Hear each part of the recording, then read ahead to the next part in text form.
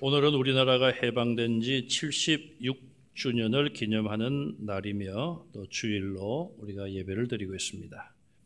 우리나라는 일제의 식민생활 36년을 청산하는 해방의 기쁨을 맞이했습니다. 해방만 되면 모든 것이 새로워질 것이다. 큰 기대를 가졌죠. 그래서 해방을 위하여 많은 우리 믿음의 선진들과 또 이 나라의 어르신들이 희생을 당하기도 했습니다. 독립투사들과 3.1 만세운동에 앞장선 많은 인물들, 그 중에는 교회의 지도자들과 기독교 성도들이 다수가 있었습니다. 만세운동에 참여했다는 이유 때문에 예배당에 성도들을 모아놓고 불을 지르고 그 안에서 다 타죽게 하는 그런 핍박도 교회는 겪었습니다. 제암리 교회라고 지금도 유적이 존재하고 있죠. 자, 이런저런 많은 희생이 있었고 결국은 세계 전쟁에서 패배한 일본이 항복함으로 1945년 8월 15일 우리나라는 해방되었습니다. 한국교회는 1885년에 두 선교사님이 이 땅에 오므로 시작이 되었고 그 후에 1910년 한일 합방의 치욕을 맞이하면서도 계속하여 해방될 때까지 고국의 독립을 위하여 기도했고 또 독립운동에 협력했습니다. 그러나 해방의 기쁨도 잠시 남과 북으로 나라는 갈라지게 되었습니다. 그리고 해방된 지 5년이 지나서 1950년 6월 25일 북한의 기습적인 남침으로 민족 간의 피 흘리는 전쟁이 일어나고 말았습니다. 수많은 희생이 있었고 결국 남과 북으로 분단된 채 휴전선이 그어지고 말았습니다. 그리고 오늘 우리는 다시 한번 광복을 기념하는 날을 맞이했습니다. 우리는 오늘 우리의 선진들이 흘린 피로 이 나라가 세워졌고 또 그런 가운데 복음을 받아들인 이 나라가 하나님의 특별한 은총으로 지금까지 지내온 것에 대해서 감사해야 할 것입니다. 8.15 이후와 6.25 전쟁 이후에 정치적, 사상적인 혼란과 또 경제적인 극도의 빈곤 속에서 이 나라의 선진들은 큰 어려움을 겪었습니다. 그러나 그때마다 교회와 성도들은 이 땅에 등불이었습니다. 선교사님을 통하여 복음을 받아들이고 또 굶주린 가운데 양식을 지원받았던 이 민족이 언제부턴가 이제는 세계를 향하여 오히려 도움의 손길을 베푸는 경제적인 대국이 되었습니다. 어떤 사람들은 고 박정희 대통령의 공로가 크다, 새마을 운동 때문이다 그렇게 말하기도 합니다. 틀린 말은 아니겠죠. 또 우리나라 국민들의 머리가 좋아서 IT 강국을 이루고 또 산업화를 이루는데 이 머리가 좋기 때문에 IQ가 높기 때문에 가능했다.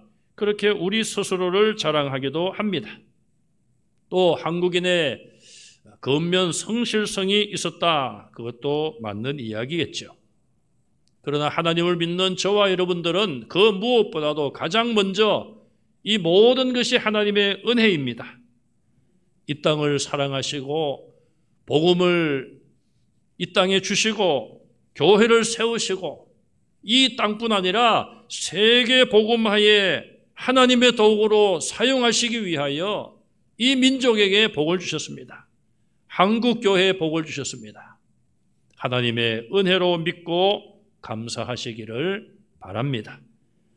여러분, 선교라는 것이 기도해야 되고 또 말씀을 가지고 가서 전해야 되지만 그러기 위해서는 많은 경비와 비용이 드는 것 아니겠습니까?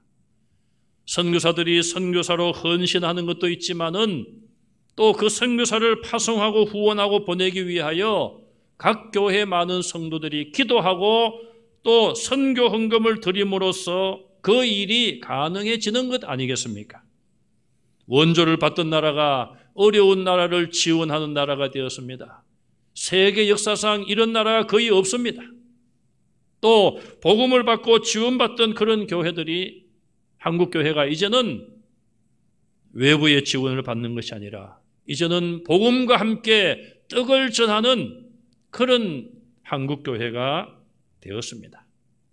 우리 교단만 하더라도 2,600명 가까운 선교사님들이 수많은 나라에 흩어져서 복음을 힘차게 전하고 있습니다. 정말 하나님의 은혜가 아니었더라면 이런 일이 이루어질 수 없는 것이죠. 남미의 많은 나라들은 캐톨릭 국가입니다. 그런데 안타까운 것은 캐톨릭 국가인데 그들의 삶이 어렵습니다. 경제적으로 힘듭니다. 그래서 그들이 정말 복음을 온 세계에 가지고 가서 전하는 그런 일들을 엄두도 못 내고 있습니다. 그럼에도 불구하고 우리 한국교회는 전 세계를 향하여 선교사님들이 나가서 복음을 전하는 나라가 되었습니다. 그리고 깨끗한 물을 마시지 못하고 웅덩이에 모아둔 썩은 물을 먹는 그런 나라에 우물을 파주기도 하고 또 정수기를 공급하기도 하고 그런 모든 일들이 한국교회와 한국의 경제적인 뒷받침으로 인하여서 가능하게 되었다는 것입니다. 이것이 과연 사람의 노력으로만 가능한 일일까요? 사람의 노력으로 이룬 것이 아니라 하나님께서 이 땅에 복을 주셨기 때문에 우리가 이만큼이라도 베풀고 도와주고 그런 나라가 되고 그런 교회가 된 것입니다. 오늘 한국교회 코로나19로 인하여서 어려움과 고통 속에 있지만 그러나 이런 가운데서도 우리는 정신을 차리고 하나님이 지금까지 우리에게 은혜와 복을 주시고 지금까지 하나님의 도구로 사용하셨는데 오늘 이 상황 속에 하나님의 뜻이 무엇인지를 다시 한번 우리가 발견하고 오늘 내가 할 일이 무엇인지를 찾는 저와 여러분들이 되시기를 바랍니다.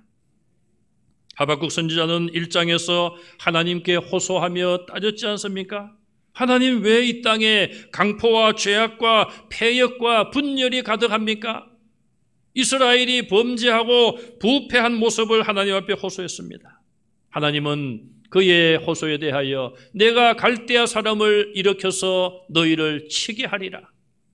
호세아는 또 하나님 앞에 호소합니다. 하나님 왜 악한 자를 들어서 의인을 치십니까? 호세아가 조금 전까지는 자기 나라의 죄악됨을 하나님 앞에 호소했다가 이제 이방 나라를 들어서 이스라엘 치신다고 하니까 이제 그의 말이 바뀌어집니다. 죄인인 자기 민족을 의인으로 말을 합니다. 왜 악한 자를 들어서 의인을 치십니까? 그것이 합당한 일입니까? 그렇게 하나님 앞에 호소합니다. 하나님은 그의 호소에 대하여 갈대아 사람들이 교만해짐으로 내가 그들도 멸망시키신다고 말씀을 하십니다. 그러면서 나는 성전에 있으니 온 천하는 내 앞에 잠잠하라고 말씀하십니다.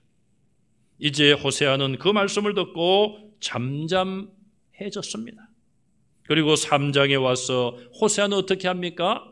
하나님께 기도하고 있습니다. 본문 1절에 시기옷에 맞춘 선지자 하박국의 기도라고 시작을 합니다. 이 시기옷이란 말은 식가연이라는 말의 복수형이에요. 시편 7편에 보면은 다윗의 노래인데 식가연에 맞추었다. 식가연의 복수형이 식기옷인데 이것은 음악 용어입니다. 이 식가연이란 말은 쉐구라는 말에서 왔는데 울부짖다, 탄식하다라는 그런 뜻을 가진 말이에요. 히브리 말로는 방황하다는 의미도 있습니다. 시편 7편도 보면은 다윗이 여러 대적이 자기를 치려고 할 때에 방황하며 고통 중에서 하나님을 의지하며 하나님을 부른 찬송이에요. 오늘 본문의 이 주제 하박국의 기도의 주제도 그는 방황하는 가운데서 이제는 하나님 앞에 정신을 차리고 하나님을 향한 집중하는 그런 열정적인 그런 기도를 찬송으로 올리고 있습니다. 오늘 본문 2절에 보면은 성도가 어려움과 고난을 겪었을 때에 어떻게 해야 되는지 모범적인 태도를 우리에게 보여주고 있습니다. 오늘 현대인들은 코로나19 바이러스가 오기 전에도 여러 가지 많은 어려운 환경들을 만나왔습니다. 물질적으로는 부유해지고 풍부해졌지만 인간의 삶은, 인간의 영혼은 점점 황폐해져가는 그런 환경 속에 우리는 살아왔습니다. 하박국 선지자가 만났던 그런 상황과 비슷하다고 볼 수가 있겠죠. 하나님, 왜 우리가 당하는 어려움을 보고만 계시는 겁니까? 하나님, 왜 코로나19 바이러스로 인하여서 이토록 오랫동안 모든 사람들이 어려움을 겪어야 하며 특별히 교회와 성도들이 어려움을 겪고 있습니까? 하나님, 한국 교회를 더 부흥시켜 주시지는 못할 망정 왜 이렇게 쇠퇴하는 상황을 주신 것입니까?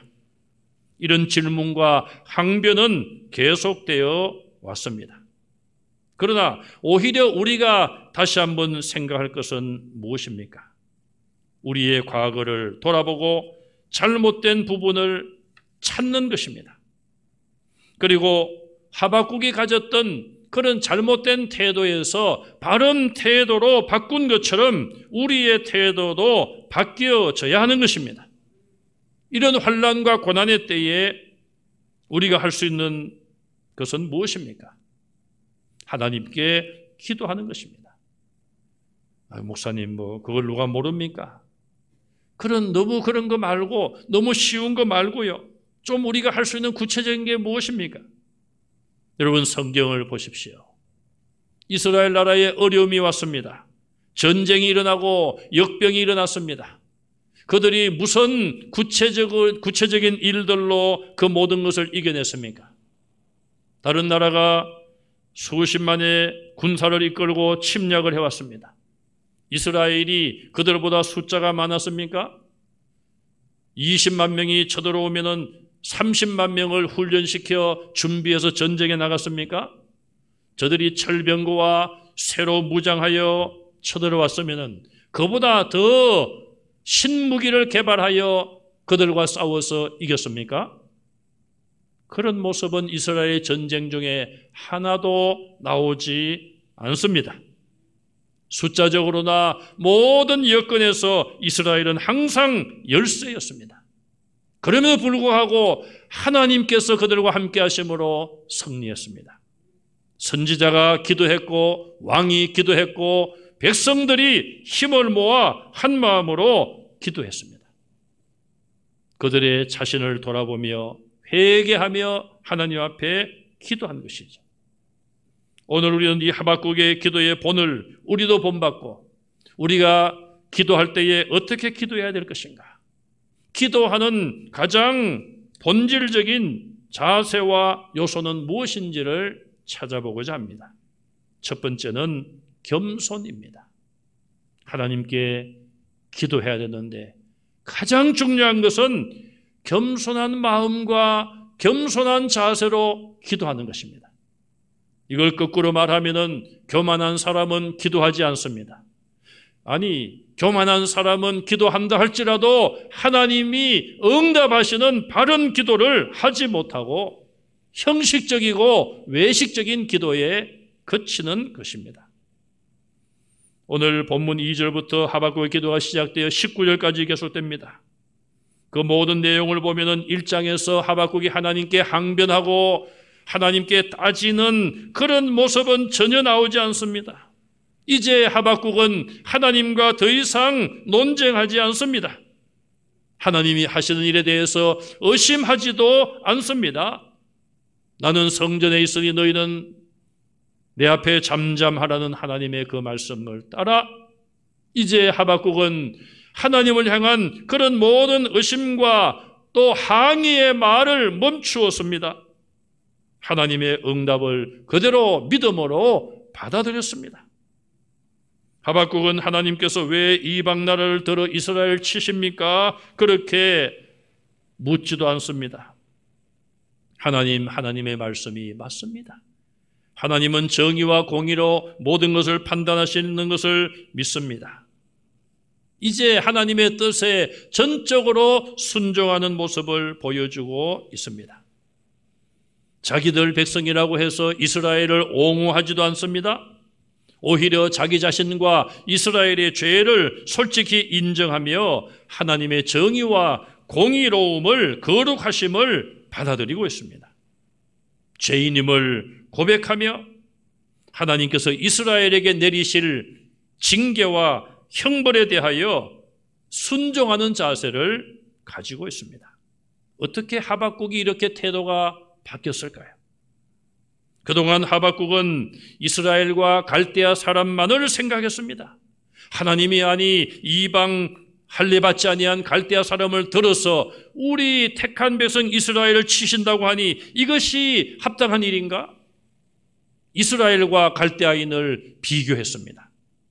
이스라엘을 의인으로, 갈대아 사람들을 악한 자로 규정을 했습니다. 그렇게 생각을 하니 하나님이 하시는 일이 전혀 이해가 되지 않았던 것입니다. 하박국은 그런 생각에 빠지면 빠질수록 더욱더 불평과 원망만이 솟아난 것입니다. 그는 이제 하나님의 말씀을 듣고 잠잠하라는 말씀을 듣고 시선을 돌렸습니다. 생각의 틀을 바꾸었습니다. 이스라엘과 갈대아만 비교하던 그 생각에서 이제는 벗어나서 하나님의 거룩하심과 정의로움과 공의로움을 발견하게 됩니다. 그래, 하나님께서 말씀하시니, 하나님께서 심판하신다고 하시니, 하나님은 거룩하신 분이야. 하나님은 정의와 공의로 다스리시는 분이야. 그것을 생각해 보니 자기 자신과 이스라엘 민족이 하나님 앞에 죄인인 것을 깨닫게 되었습니다. 저와 여러분들은 어떻습니까? 때로는 하나님, 왜 나는 하나님의 자녀인데, 성도인데 왜 내게 이런 고난이 오는 것입니까? 우리 친척들 가운데, 친구들 가운데, 이웃들 가운데 하나님 안 믿어도 건강하게 부유롭게 잘 살고 있어요. 하나님, 왜 저들은 잘 되고 있는데 내게만 이런 고통이 오는 것입니까? 우리는 현재의 문제를 만났을 때에 우리의 생각이 거기에만 빠져 있는 것은 아닙니까? 나와 다른 사람을 비교하기도 하고 그 속에서 원망과 불평이 일어나지는 않았습니까? 이제 우리도 하박국이 바뀐 것처럼 우리의 태도가 바뀌기 위해서는 우리의 시선을 돌려야 합니다. 너무 오늘 나를 감싸고 있는 이 환경만 바라볼 것이 아니라 환경 저 너머에, 아니 이 환경을 알고 계시고 혹은 이 가운데서도 역사하시는 하나님을 바라보아야 되지 않겠습니까?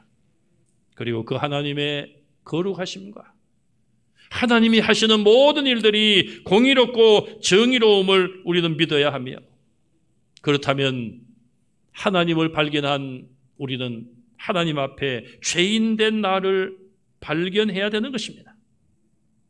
작년 7월, 8월에 걸쳐서 우리가 40일 릴레이 금식 기도를 했습니다. 그때만 해도 6개월 정도 지속되던 코로나19, 하나님 왜 이번엔 이렇게 오래 가는 것입니까? 빨리 이걸 소멸시켜 주십시오. 릴레이 금식 기도를 우리가 했습니다. 그런 기간 중에 제가 어떤 의사와 대화를 했습니다. 제가 이런 이야기 했더니, 목사님, 코로나19 그렇게 완전히 사라지지 않습니다. 제가 그 이야기를 들으니까 좀 속된 말로 김이 팍 새더라고요, 제가.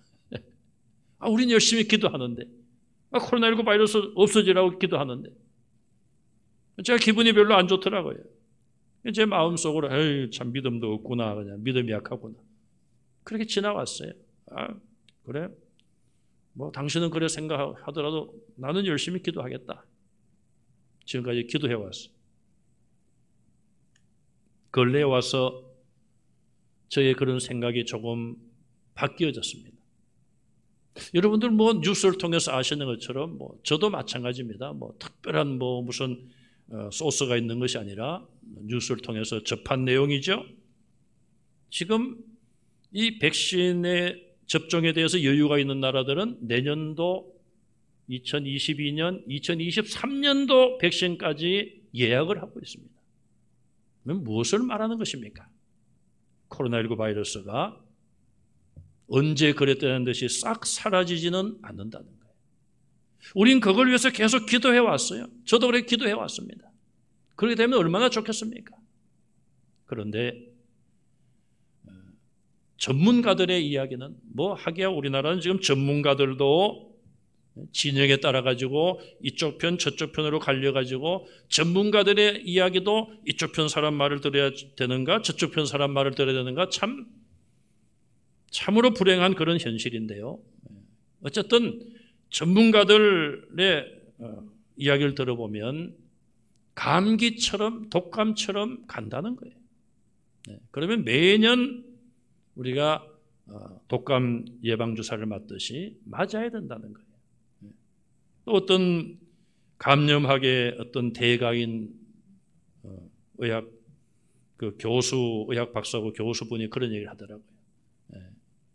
이거는 감기의 일종입니다. 감기. 그런데 전염성이 강하고 또 기저질환이 있는 분에게는 굉장히 이 폐 쪽으로 그렇게 치명적인 그런 어떤 영향을 주기 때문에 이게 지금 다들 무서워하는 건데 감기의 일종입니다. 그렇게 말하는 분도 있더라고요. 여러분 우리가 맞이한 그런 현실에 대해서 우리는 그것만 바라보고 있습니다. 이 문제만 해결되면 좋겠다. 코로나19 바이러스 이것만 좀 해결되면 좋겠다. 그런데 이제 우리는 하나님의 거룩하심을 생각해야 돼요. 이 모든 것을 모르고 계시는 분이 아니라 다 알고 계시는 하나님. 어떻게 보면은 하나님께서 이 문제와 무관하신 것이 아니라 이 속에 하나님의 뜻이 있을 수 있다는 것을 우리는 생각해야 되는 것이죠. 그래서 이 문제 너머에 계신 하나님의 뜻이 무엇인가? 그것은 결국 하나님의 거룩함과 하나님의 정의롭고 공의로움을 우리가 발견해야 되는 것이고 그 앞에 나의 죄인됨을 겸손하게 인정하고 발견하는 것입니다. 여러분에게 닥쳐온 문제가 무엇입니까? 건강이 약한 분들은 육체적인 질병 가장 큰 문제 중에 하나입니다. 또 사업이나 직장생활 하시는 분들 요즘 경제적으로 어려움이 있습니다. 코로나19로 인하여 더 큰 어려움을 당하는 분들도 있습니다. 또 가족 간의 어떤 문제라든지 그런 많은 문제에 우리가 쌓여 있을 수가 있습니다. 다윗이 얼마나 많은 대적들이 그를 둘러쌌습니까? 하나님이여 나의 대적들이 얼마나 많은지요. 그러나 우리가 그 문제에 쌓여서 우리의 시선이 문제만을 바라본다면 우리는 그 문제를 극복하기가 어렵습니다. 욥을 보면 욥이 당한 고난이 얼마나 큽니까? 친구들이 와서 위로한답시고 하는 말이 나 같으면 회개하리라. 그 말은 너 죄가 있으니까 이런 어려움이 왔으니까 죄를 회개하라는 것이죠. 틀린 말은 아니지만은 욥이 무슨 그런 큰 어려움을 당할 정도로 하나님 앞에 범죄한 건 없잖아요. 욥이 그런 말을 듣고 친구들과 깊은 논쟁에 빠집니다. 하박국과 비슷한 마음이고 오늘 우리와 같은 마음 아니겠습니까? 욥의 마음 속에도 친구들과 논쟁하면서 그래 네가 나보다 의인이냐? 그런 생각도 했을 것입니다. 그런데 그가 너무너무 답답해서 하나님 나를 좀 만나 주십시오. 나를 이 답답함을 내가 좀 물어봐야 되겠습니다. 하나님께. 앞으로 가도 하나님을 만날 수가 없고 뒤로 가도 안 계시고 오른쪽으로 가도 왼쪽으로 가도 하나님은 계시지 않습니다. 그렇게 하나님 앞에 호소했습니다. 눈물로 호소하지 않았겠습니까? 그러나 그 후에 하나님께서 그에게 깨달음을 주십니다. 내가 가는 길을 그가 아시나니 내가 이 모든 길을 지나간 이후에 순금같이 나오리라. 지금 그 답답하고 정말 하나님을 만나서 좀 붙잡고 좀 하소연도 하고 좀 따져보고 싶은데 눈에 보이는 하나님은 계시지 않고, 그러나 보이지 않는 하나님께서 그의 마음 속에, 그의 생각과 그의 영혼 속에 응답을 주신 거예요. 내가 너의 가는 길을 안다. 네가 보기에는 내가 잠잠한 것 같고 너를 만나주지 않는 것 같지만은 나는 다 알고 있다. 보고 있다. 듣고 있다. 그래서 욥은 내가 이 모든 고난의 길이 다 끝나면 정금같이 순금같이 나오리라. 여러분, 개인적인 고난과 어려움이 힘들죠. 또 한국교회와 지도자들과 성도들이 오늘 이 코로나19로 인한 이런 상황 때문에 얼마나 받는 스트레스가 많습니까? 그러나 우리는 이 문제만을 바라보고 이 문제에만 빠져서 그 안에서 헤어나지 못하는 어리석은 자들이 되지 말고, 이 문제 너머에 하나님이 계시고 하나님이 알고 계시고 하나님이 계획을 가지고 계시다는 것을 믿으시기 바랍니다. 또 그로 인하여서 우리 자신들을 돌아보는 기회가 될 수 있기를 바랍니다. 내가 그동안 어떻게 하나님을 예배하며 어떤 마음으로 어떤 자세로 하나님을 섬겨왔는가? 우리 자신들을 돌아봐야 합니다. 하나님께서 우리 한국교회를 사용하셨는데 지금까지 우리 한국교회와 저와 여러분들이 뭐가 잘나서 사용하신 것이 아닌 것이지요. 하나님의 은혜로 쓰임받았는데 우리가 교만하지는 않았는지, 세계에서 미국 다음으로 많은 선교사를 보내는 그런 나라가 되었다고, 그런 교회가 되었다고 자랑하고 자만에 빠지진 않았는지 우리 자신들을 돌아보고 겸손하게 회개하는 모습을 가질 때에, 그것이 바로 하박국 선지자가 하나님 앞에 변화된 모습과 같은 것입니다. 두 번째로 하박국은 하나님을 경배하고 있습니다. 기도의 두 번째 요소는 바로 하나님을 높이며 예배하고 찬송하는 것입니다. 여호와여, 내가 주께 대한 소문을 듣고 놀랐나이다 그랬어요. 하나님에 대한 소문이 무엇입니까? 하나님은 이런 분이십니다. 하나님은 이런 일을 하시는 분이십니다. 지금까지 이스라엘의 역사 속에 이런 일들을 해오셨습니다. 그 모든 하나님의 구원의 역사를 듣고 되돌아보고 하박국은 다시 한번 놀라고 있습니다.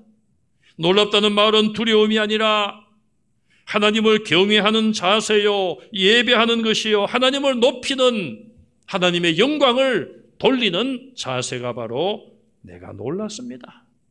놀라운 하나님이십니다. 히브리서 12장 28절 이하에 보시면은 하나님은 소멸하는 불이라고 말씀하십니다. 죄에 대하여 다 불로 태워서 없애시는 하나님이십니다. 그러므로 그 하나님을 우리는 경건함과 두려움과 기쁨으로 섬기라고 권면하고 있습니다.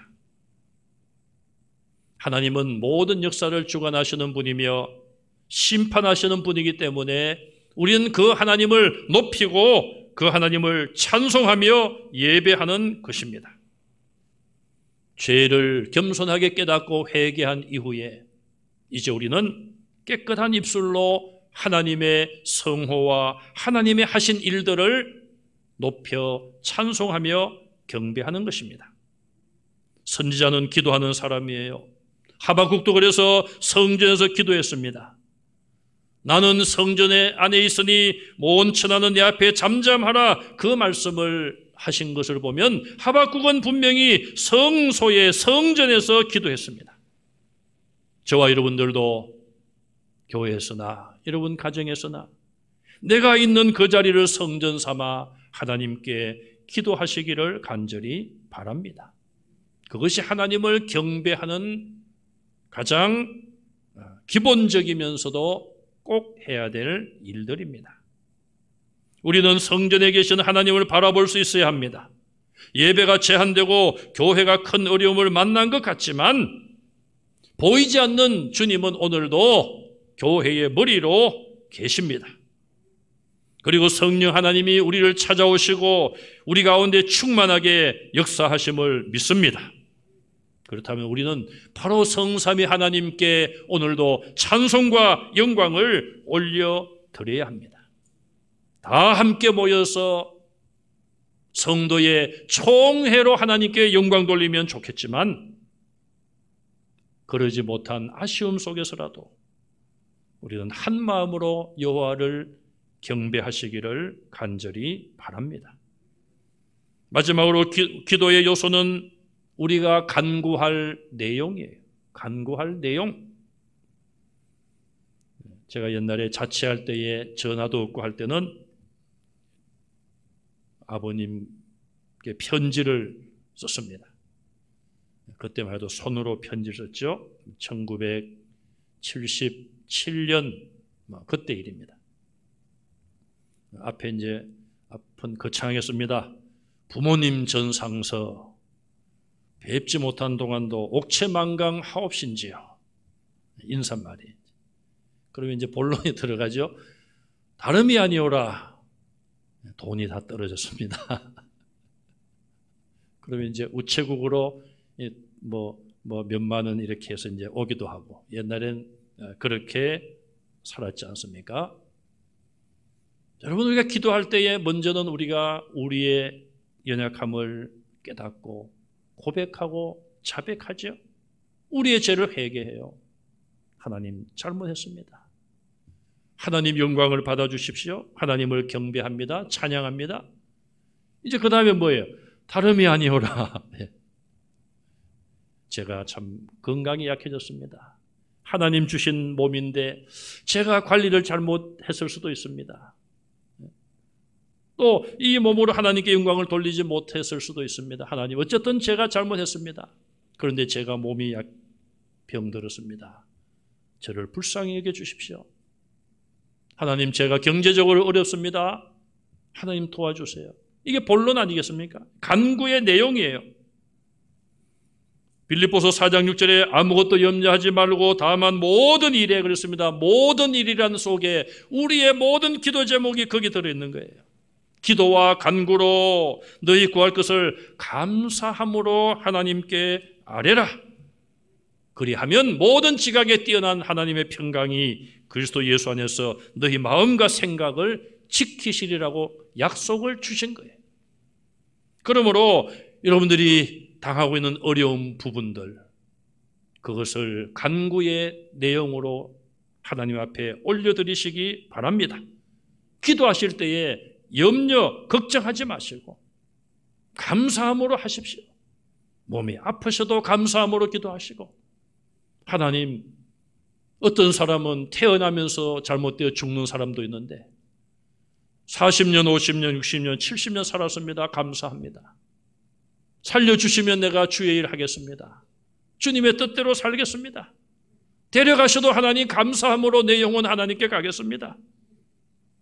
그렇게 하나님께 맡기시기 바랍니다. 그렇게 기도하는데 무슨 염려가 있고 무슨 불평이 있겠습니까? 야고보서 1장 6절에 오직 믿음으로 구하고 의심하지 말라고 그랬습니다.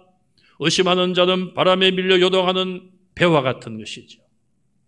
야고보서 4장 2절과 3절에 보시면은 너희가 얻지 못하면 구하지 아니하며, 왜 우리가 하나님께 얻지 못합니까? 기도하지 않기 때문에. 또 구하여도 받지 못하면, 기도했지만 왜 못 받느냐? 정욕으로 쓰려고 잘못 구하기 때문이라. 정말 우리가 양심적으로 솔직하게 내가 내 욕심을 위해서 이것을 구하는가? 아니면 정말 주님의 영광을 위해서 구하는가? 좀 더 깊이 생각을 하고 기도해야 돼요. 조금이라도 내 욕심이 들어가 있다면 우리는 그 욕심의 문제부터 버려야 되는 것이죠. 하박국은 무엇을 위해서 기도했습니까? 하나님의 이 일이 수년 내에 부흥되게 하옵소서. 이것이 그의 소원이었습니다. 하나님의 일을 위해서 기도했습니다. 자기 자신의 어떤 기도 제목이 아니에요. 성경에 나오는 선지자들의 기도를 보십시오. 자기를 위해서 기도하는 내용이 없어요. 다 나라와 민족을 위해서, 왕을 위해서 기도했습니다. 하박국도 하나님의 일을 위해서 기도했어요. 하나님의 일이 무엇일까요? 하나님께 영광을 돌리고 예배를 위하여 기도하는 일, 전도를 위해서 기도하는 일, 선교를 위해서 기도하는 일, 이런 모든 일들이 하나님의 일을 위해서 기도하는 거예요. 수년 내에 그랬습니다. 수년 내에란 말을 2번씩이나 강조하고 있습니다. 이거는 매우 급박성을 이야기하는 거예요. 하나님, 빨리 이것을 이루어 주십시오. 그런데 자기 개인의 문제를 놓고 빨리 해결해 달라는 기도가 아니라 하나님의 일을 어떻게 해달라고요? 부흥케 하옵소서. 부흥이라는 이 의미는 보존한다, 보존하고 살아있다, 그런 뜻이 있어요. 또 한 가지는 정화하다, 바르게 하다, 악을 제거한다, 그런 뜻이 있습니다. 무조건 눈으로 보기에 막 부풀어 오르고 큰 어떤 수적인 양적인 부흥만을 말하는 것이 아니라 오히려 진리를 지키고 깨끗하고 바르게 악이 들어있지 아니한 그런 성장과 부흥을 말하고 있습니다. 한국교회가 부흥했다고 하지만 정말 그 안에 진리를 보존해 왔는가? 깨끗하게 바르게 죄는 없는지 우리 자신들을 성찰하고 우리의 잘못된 부분이 있다면 발견해야 돼요.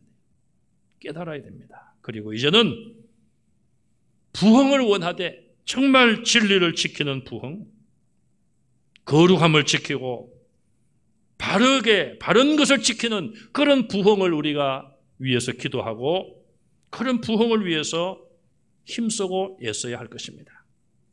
또 하박국은 마지막으로 하나님의 진노 중에서라도 이스라엘을 긍휼히 여겨 주십시오. 진노 중에라도 긍휼을 잊지 말아 주십시오. 자기 민족이 죄 때문에, 자기를 포함한 자기 모든 백성들이 죄 때문에 하나님의 징계를 피할 수 없다는 것을 그는 이제 인정하고 받아들입니다. 그러면서도 하나님 진노하시고 징계하십시오. 그러나 그런 중에도 우리 선조들을 통하여 주신 약속이 있지 않습니까? 그 약속을 기억하시고 긍휼을 베풀어 주십시오. 하나님의 긍휼을 기도했습니다. 세계 1차, 2차 대전을 치르면서 세계 여러 나라의 성도들은 적군의 패배를 위해서 기도했을 것입니다. 그러나 하나님이 원하시는 뜻은 무엇이었겠습니까? 큰 전쟁을 통하여 하나님의 거룩함과 공의로움을 나타내시고 죄인들, 사람들, 성도들을 포함한 사람들의 죄인됨을 깨닫기를 원하신 것입니다. 오늘 우리가 받는 고난이 징계입니까? 히브리서 12장 6절에 하나님께서 그 사랑하는 자를 징계하신다고 말씀하고 있습니다.